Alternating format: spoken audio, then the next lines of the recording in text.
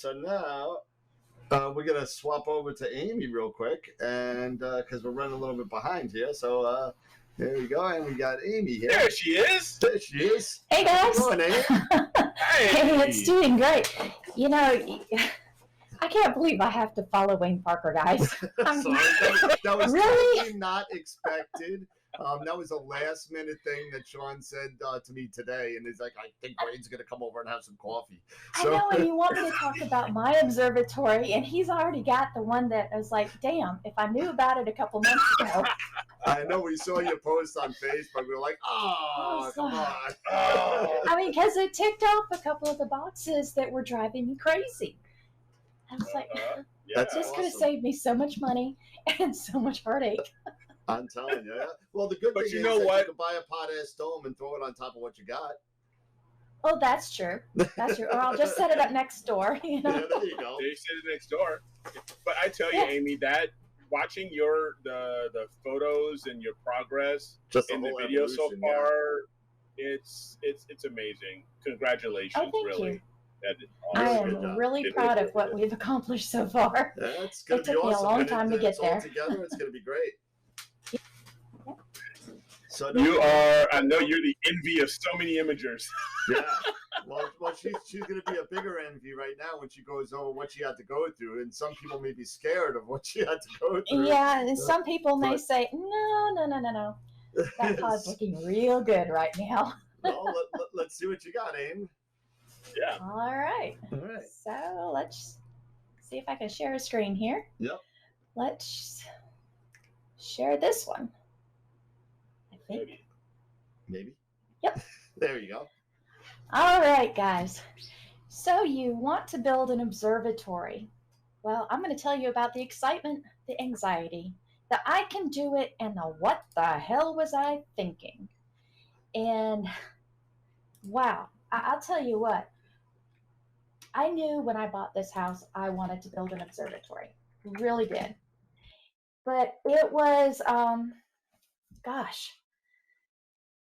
it was a challenge to get to this point.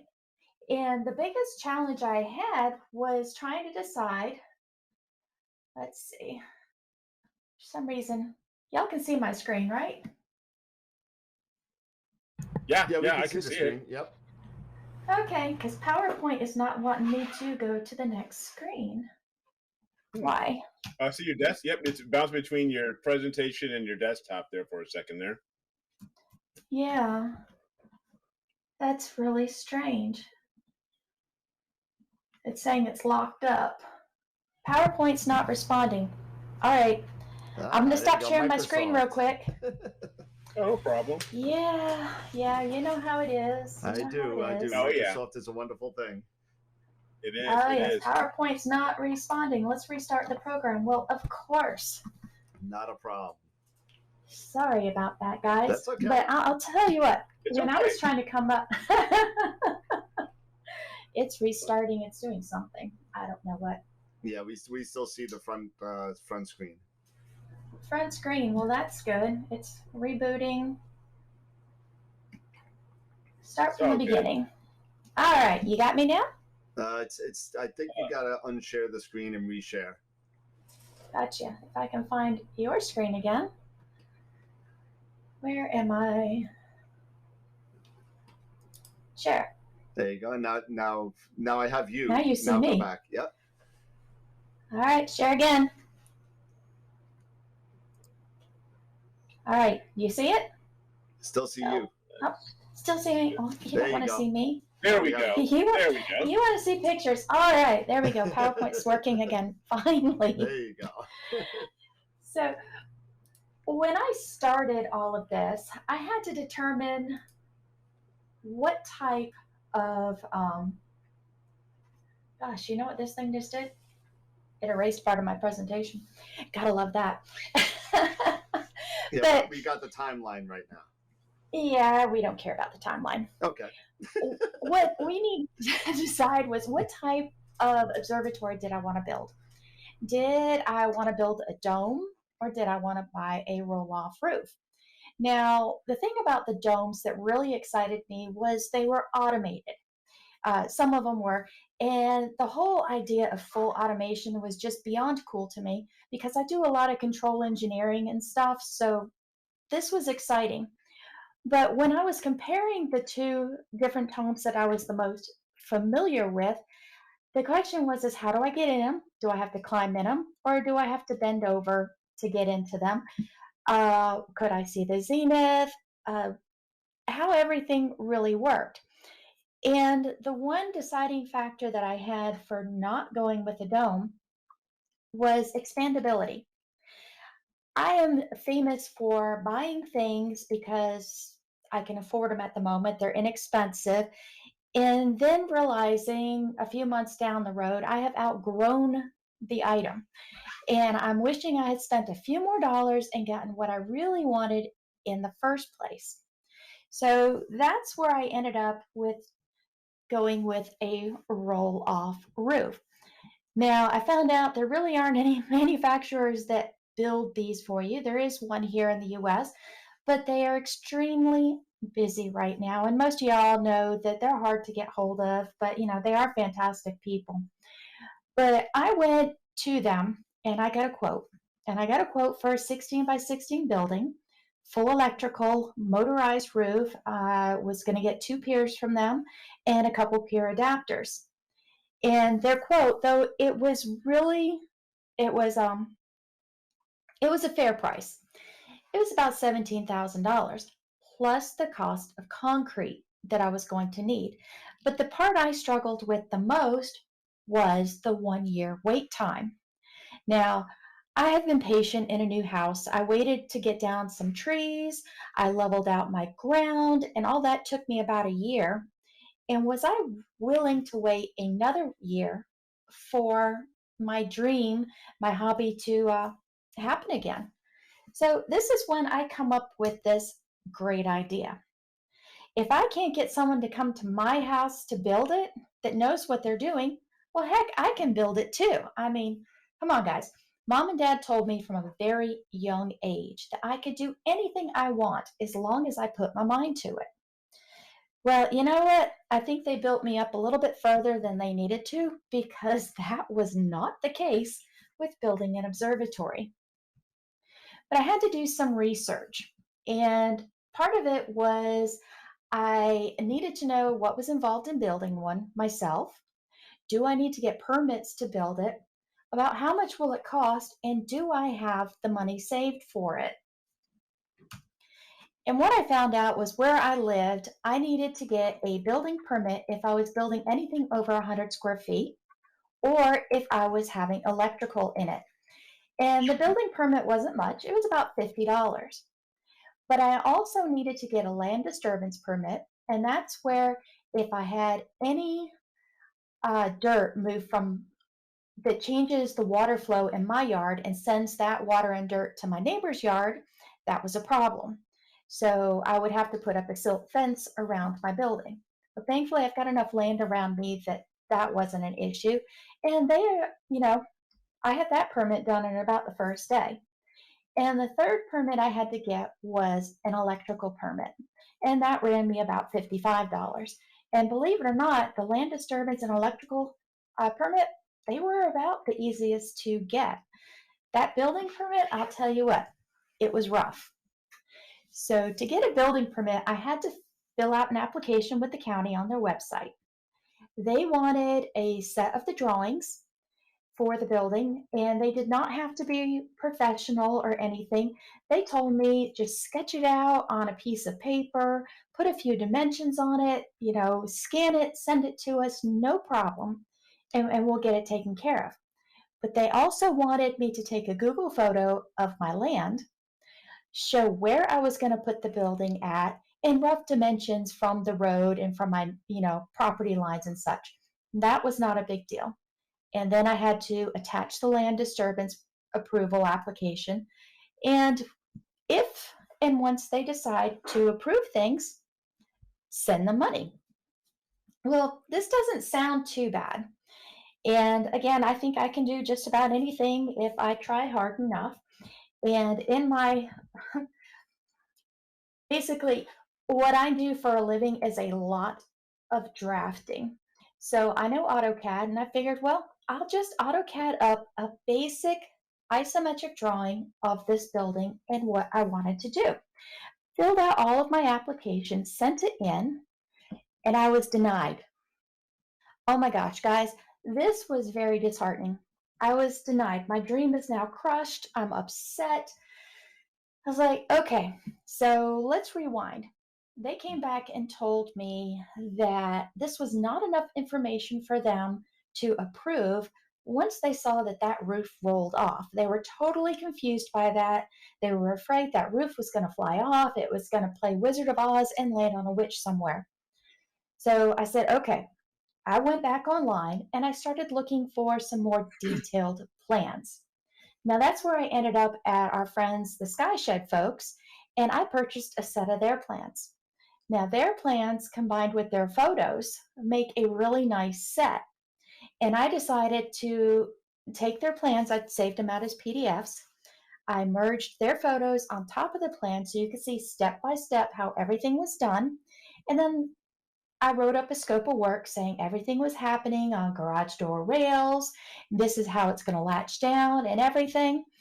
And I filled out that application again and I sent it in. And my second permit attempt was denied. You guys, I am just beyond crushed. I was like, all right, I gave them a lot of information this time and I am still denied. So what did my county want? They did not want garage rails for the rolling roof.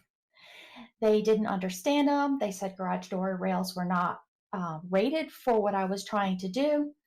Now, what I did find out subsequently after I went through all this process, if I had contacted SkyShed, they would have helped me get through the county permit process and prove that garage rails are safe for this use. It's just where I was living, it hadn't been done before, and they just didn't understand the process. But the county also wanted me to show in detail how the roof system stays on the building. And then they threw in one caveat here. They wanted a structural professional engineer to sign off on my entire drawing package. Now, to most folks, this part would be like the nail in the coffin, and you would just throw your hands up and walk off, or build behind your house where nobody's looking. But fortunately, I work in an engineering firm, and I had a structural engineer there. And he agreed to help me, which was great. But when I showed him the plans that I had done before, he too had problems with the garage rails. So I went back to the internet and I did some surfing.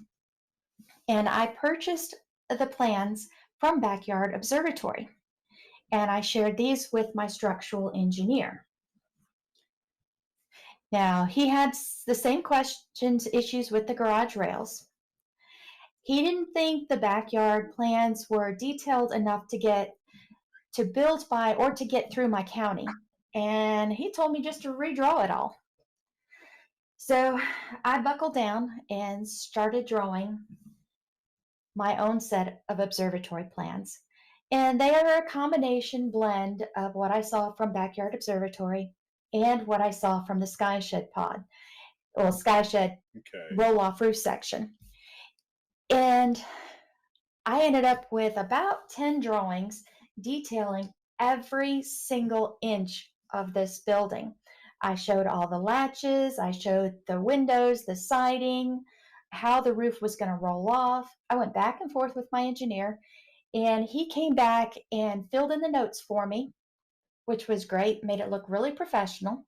I fill out my building application again, and finally, my permit is approved. Yay! Now, yay! Yeah, exactly. Yeah. That was a very stressful process. This took me, let's say, about 6 weeks to accomplish. But now my building has changed so many different times, different sizes, different rates. I didn't even know if I had the money to build it.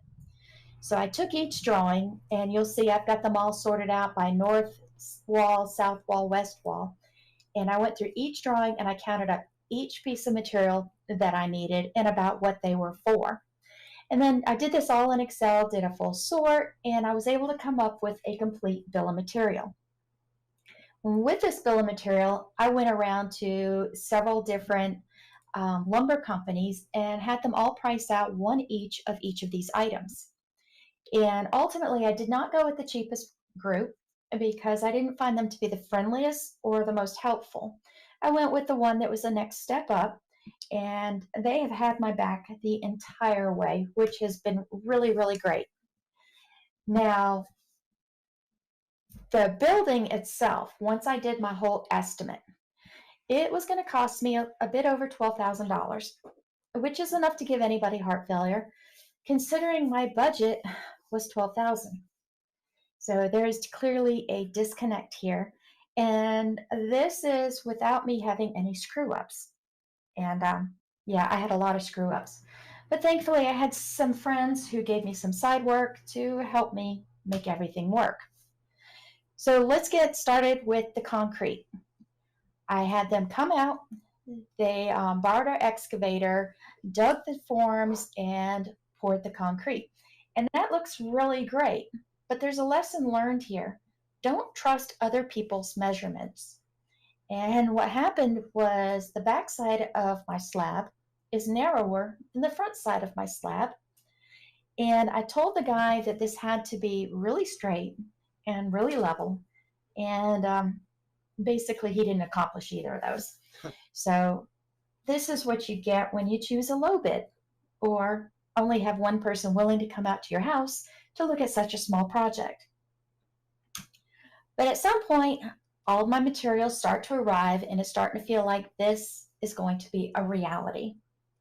And I set my schedule so I would start building about October 1st. So build day is here. Now, it took me, well, my husband and I worked on this trench up near the house where we had to hand dig it for several weeks while we were waiting for that little backhoe you see there to come in. We ordered that over a year ago. And thankfully it showed up at the right time because I didn't know how I was going to get that trench dug to put my underground electrical. Now, by code, I did not have to run it in conduit. I'm over 2 feet deep there, but I chose to run it in conduit if I ever had a conductor go bad. I could run a new conductor in that conduit just by tying it off to what was in there and pulling it through. And this way I don't ever have to dig up that ditch again if things work out well. So here is my ditch, hand digging. I am coated in red clay. And when my husband was using his little trencher thing, I had to rescue a few frogs along the way. Now, here's day one. Day one, we're all rested, ready, and very cocky. And we just start going at it. And we put up the 4 columns. They're anchored in with bolts into the concrete. And we start building our walls. And I thought that was pretty good progress for the first day. And my father was working on the electrical down at the house. Thankfully, he's a master electrician. And this is what we've got at the end of day one. 1 wall and 1 trench completed. And this was a day that started at 7 a.m. and ran till sunset. But by the end of day 2, I had the electrical inspector come out and he approved my ditch and how we did our underground electrical. And you'll see I've got a red electrical burial tape in there. That's new for the code, that it needs to be at least 1 foot below the surface and a foot above your wire. So if anybody goes behind you and digs, they can find that tape before they dig up your wires. So that's what that's all about. And I am learning how to use a saw. Now, here we go at day 3. We're adding another wall. We're anchoring the walls into the concrete. That was fun. And I found out real quick that if you don't own all the tools you need, you're going to have to rent them from somebody, or thankfully my husband went to work and he had them there and they let him check them out for a day to help us out. And let's see, we've got Day 3, we now have 4 walls. We have the OSBs lined up on the walls, and everything is looking great. And we lined the walls with some plastic moisture barrier, and I'm good to go. But by the end of day 3, I am exhausted. Every bone in my body hurts. So I started thinking about this, and I was like, I can't do this anymore. I need help. And I figured I needed help for somebody to put the roof on for me and to do the siding. So that's when I started calling around to contractors again. Now, I had done this months ago, and they wouldn't answer the phone. Well, now they start answering the phone and sound all excited about this project once you tell them the roof's got to come off, and they're all wanting to come look and help. So I had a couple contractors come out, look at it, give me pricing, and I chose one, and they were able to help, which was really great. So I now have a contractor who's going to come over to my house and help me finish this from where I started. Now, I learned real quick once my builder got there, he told me I needed to stay in my lane. He told me that you might be good at what you do for a living, but I'm good at what I do for a living, and you just need to stay out of my lane. So I went out there with the t-shirt on that said, that's what I do. I stargaze and I know things, and I know nothing about construction. Because if it's hip to be square, then I am not hip, because my building was not square. I trusted my concrete. I built by the concrete, and my walls were crooked. They were narrower on one side, wider on another. They were leaning in, and my contractor basically laughed at me. Oh, no. And he's like, this is not cool. All right, how am I doing on time? You're fine. You're good. I'm fine? All right. Yep. That's good, because this will be shorter because they decided to lose my presentation. No. Okay, so my contractors come out, and they're ripping me a new one every chance they get, and they were running me off, telling me to go away, even though I really wanted to help. And they informed me that it is more work to fix wrong than it is to do right the first time. I've heard this a few times in my life, and I understand it, but I'm still thinking I can do it. So they start helping me. We get the runners on top. We're using the angle iron. We're using V-groove wheels, and the rails run good, exactly how we want them to be. And he managed to get everything level. But what he thought was a 3-day job ended up being a 1-week job. Well, 1 week and 2 days, a bit longer. So he severely underestimated his estimate to get the work done. So this does not bode well for my pocket. So here he is. He's finally got things squared. He's got the rail system up. He's putting up my trusses. And I asked him to put an insulation up there on the roof so I didn't have to worry about condensation inside of the building. And this was going to be just a little bit of insulation it'll help with noise. It'll help with, moisture in the building, and maybe a little bit of creature comfort, but not a whole lot. But they got those trusses up in no time at all. Now, this is where I went just a little bit off the rails, and most people do not do this because it makes the roof incredibly heavy. Typically, after they put the insulation up, they go straight with metal sheeting up there. I know from walking in my husband's metal shed that when it rains, it's deafening. It is so loud in there, and I knew I wanted this building to be more than just a roll-off roof, but it was also going to be my YouTube studio and such. So I added OSB sheeting on top, and then I had to have the roofing felt on there so I wouldn't ruin the OSB with moisture. This really increased roof weight, and now it means I have to have a motor for the roof. I have no choice because this roof was so heavy, I could not move it. But you see, everything here is coming along good. It's starting to look the way it should. But I'm also noticing that my contractor can't read my drawings. And this was a big problem. I thought he could read prints. So he was thinking of building a house where everything was structurally sound, no leaks, no nothing, and not realizing that my rail over there on the right side is supposed to be level with the rails on the outside so the roof could continue moving. So we had some discussions on that and had to fix some things. But he made me a really nice structure on the outside for the roof to lay on once he was able to get the frame higher so he can continue it on off to the end. And then I had my father in the meantime working on the electrical. He tied me into the house. I've got two 30-amp circuits going out there, and I did all the electrical on the inside of the building. I figured I can handle a receptacle, and thankfully I can. So that was a lot of fun. And here's what the frame looks like outside my back door. And it is sturdy enough that I can put a swing or a hammock out there and just make it my little space in the end.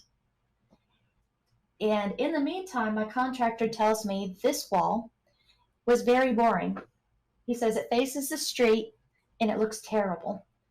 So I ran down to the local window shop that had a lot of seconds, and I found this window there that I was like, that'll work. So I now have a nice little window over my desk, but I'm going to put some tinting on it so it's not so bright. And here's my contractor putting up more vapor barrier and siding. Now take a look at the back of this building where the siding is. I came home from work and about fell on the floor because he did it perfect. It looks so good. But will that roof open now? He made that siding so perfect, I was terrified that I could no longer open my roof. But thankfully, he didn't put in a couple nails, so it does roll off, no problem. But because that siding is perfect, I have to make sure that the roof does not roll past a certain point or it'll crack the siding. So this is something I have to think about. And on the side of the building, I've got angle iron. Now, the angle iron is what holds the roof down. There's 4 little sections of 2x3 angle iron on the roof side that latches onto angle iron that's on the body side. He struggled with that understanding too, and I said, if you hadn't put that extra piece of OSB on my roof, it would have worked. But now they're not lining up. So we had to go in and notch it out some to make it all work. So now the roof latches down, so if there's any gust of wind, it will not take my roof off. But the building's looking good right now. It's all coming together. Yeah, I'm really happy with it. It's starting to look really nice. And you can see my husband's up there. He is welding on some extra angle iron on top that will act as a wheel stop. So the wheels won't go any further than the stops he put there. And he put one on each end, so there's 4 stops. And so when I get the motor on, I'll be using some limit switches. But these are to, if the limit switches fails, I'm okay, it's good to go. But you see there on the right, my building looks pretty good. But it also looks pretty boring. It matches my house, but it's just not quite right. So I ended up calling the contractor back and had him extend the overhang on the front because I had water running down the front of the building and it was running into the building, and that proved to be a problem. I also overestimated the amount of wood that I needed, so I could send it back and get money, but instead I asked him to make a pergola on front. I was supposed to make that my visual spot, but I've got another spot in my yard that I'll do visual in. And that pergola really added to it. And here I am. I'm finally getting paint on, the pergola's on, and I call the county back, and they finally sign off on my building. All permits are done. My building is approved. I am free and clear to do whatever I want for my next phase. But here is my building today. I finally selected colors. It looks great. I'm really happy. And yeah, what I am waiting on now are 2 piers from Wayne to show up. Tells me they're powder coating, says they're coming. So I'm hoping that for Christmas, I might get myself 2 SkyShed piers. And I'm really, really excited about that. But I have a few lessons learned. 1, I cannot do everything myself. It's okay to ask for help. I struggle with this a lot sometimes. Small trips to the store add up really fast. Add more what if money to your plan and your budget. So because I had to add a contractor in my extra little what ifs, I added $5,000 to my price tag, which was definitely not something I planned. I was just very fortunate that I had an extra job that was able to pay for all this. Also, feed your help well. If they don't have to go off to McDonald's at lunchtime and you bring the food to them, they keep working. But add the food into your budget. So that adds up also. And good cold beer is a great motivator. Now, we thought about the cheap stuff, but instead we got the really good stuff. And every day they each had at least 2 beers, and they were a couple of happy campers. And part of my problem when I was trying to do this myself was close enough is not good enough when you want a square building. Level is serious, you know. You've really got it. And I just can't tell you enough that you really, really need to keep things straight, because 1/3 inch error multiplies throughout the project and just gets worse in the end. So what's left for me? I've got pier installation. I'm going to automate my roof with a motor that's due in come January. I'm going to create myself a desk and storage area inside, move my telescopes in, and hopefully get first light. I'm hoping before my birthday in February, but the way this timeline's getting pushing, I don't know. But I can roll off the roof with the help of my husband. So as soon as I get a pier in, I can start taking images, or at least setting up. So I am really excited about that. So I'm going to stop sharing now. I apologize for running over. That's quite all right. That's quite all right. It's an unbelievable journey that you've had to do this. It's incredible, to be honest with you. It has been a lot of work. Yeah, I mean, just imagine after the first 3 days, and I think you got to click the stop sharing button again. Yeah, I thought I had, I guess. There you go. There we go. Beautiful. There I am. So, wow. Hey, that was an awesome presentation. You know what? If I wasn't moving, hopefully sometime soon, maybe, then, and I have a small plot. I mean, I'm in New York, so it's 6,000 square feet lot with a 1,100 square foot house. So it's pretty small. There you go. And so when, hopefully soon, sometime in the near future, I don't know how many adjectives I can put in there, but but hopefully, I'll be down in the Carolinas and hanging out down there. Hey, you should stop by. Carolina's not far from me. I know. Yeah, but I had to, when I was coming up with deciding between the pod and the roll-off roof, the big thing for me was I view this home right now as my forever home. I plan on retiring in this house. I don't plan on going anywhere. So it's go big or go home. I hear you. If I had to move and I knew I was moving in the near future, I would definitely have gotten a pod because I could have moved it with me. So in my last house, I would have gotten a pod, but my neighbor had a tree that was within a year of killing Polaris on me. So, my moving, although it was an unfortunate reason that I moved, it worked out well in the end for me. Awesome. Let me, real quick, before we let you go, Amy. Okay. Is that your observatory? Does it have any type of climate control, or are you going to put climate control in it? To deal with the humidity, and as well as being down there in Georgia. I know how it is down there in the South. It can get crazy hot. Right. Well, the big thing, I hang out at Deer Lick Astronomy Village a lot. So what those guys have is they have a dehumidifier in there. They tend to put the heavy tarps over the top of their telescopes, and then they put those dry red bags hanging up inside of those, which help out a lot. Yeah. I do have a couple fans that I'll put in that are temperature activated. So if I reach a certain humidity point, it will kick the fans on and start sucking the air out. But that's a project for a later day. And right now, I've got enough gaps. I've got really good airflow through the building. Captain 404, one of our members on AstroWorld, asked a question regarding, are you planning on building your next one at Deer Lick? Probably not. The benefit of having it here in my yard is I could run out anytime I want. Yep. I can hang out Deer Lick on their member field, go chat with the guys and bring my stuff and have fun. But it's nice to come home and sleep in your own bed sometimes. Absolutely. When I'm not at Deer Lick, I tend to sleep in my car. I have an SUV that is just long enough in the back for me.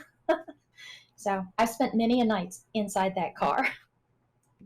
You know what? If you haven't been to Deer Lick Astronomy Village, I've been there, and because I lived in Savannah for 2 years, and let me tell you, that place is a sight to see. It really is, and you gotta go check it out. It has grown up so much. I haven't been there in 10 years. They're expanding things. Their internet is phenomenal for being out there. The fact that we have 3 bathrooms with showers. They've got concrete slabs set out, or you can have just regular turf, and there's power everywhere for people. That's awesome. It's just a lot of fun, It's like a home away from home. I don't know if you mentioned already, but what did you end up what's the total cost of the observatory for somebody who's looking to build one? Well, because I did not have somebody build it for me first, like I should have, I'm at, let's say, 16 to 17,000. But in all fairness, I have completely upgraded everything. I have really nice hardy board siding. It matches the front of my house, so it blends in nicely. I've got the really nice pre-painted roof. So I'm happy with that. When I had gotten a quote from Backyard, they were about 17,000 for a 16 by 16, totally done, start to finish. But it would have been a metal siding. It wouldn't have been as nice looking as what I've got here for the price. So I'm happy, very happy with what I've got, and I'm looking forward to getting inside and shooting some stars. That's awesome. Nice.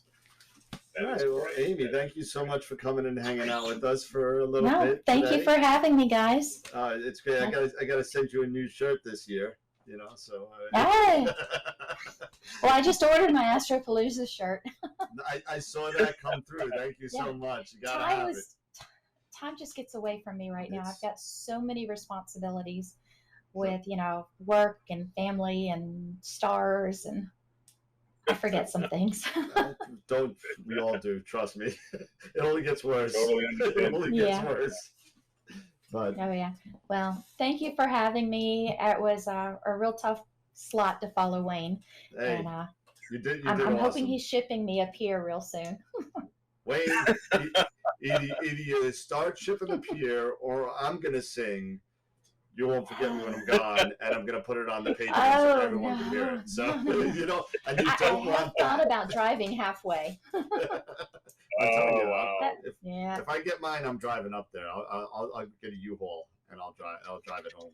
I'm not paying $1,000. I thought about that. I mean, we go up to the top of Ohio a lot to visit my husband's family. I was like, how much further would it be just to go all the way? Go all the way to Canada, yeah. All the way to Canada. I'm telling you. Awesome. Amy, thank you so much. I hate to let you go, but thank you for coming on and hanging out with us again. It's been great. Got another great presentation next, so. Well, we're going to have you on AstroWorld again sometime next year, so, Sounds great. You're more than welcome to come. By then I'll be up and running, and maybe we can do a live shoot out there. Absolutely. Loving it. All right. You guys, thank you so much. Have a great day. Day, night. And have a great holiday, too. Day, night. Yeah, have a great holiday. Yes. Merry Christmas. Happy New Year, all that good stuff. Thanks, Amy. Take care. All right. Bye, y'all. Ooh, all right. So if you were wondering who that voice in the wings was, that was Molly Wakeling waiting in the green room. And she is our next guest tonight on AstroPalooza. So let's move it on over to Molly. There you go. Hey, there she is. How's it going, Molly? AstroWorld. Again, yes, absolutely. What's going on? How you been?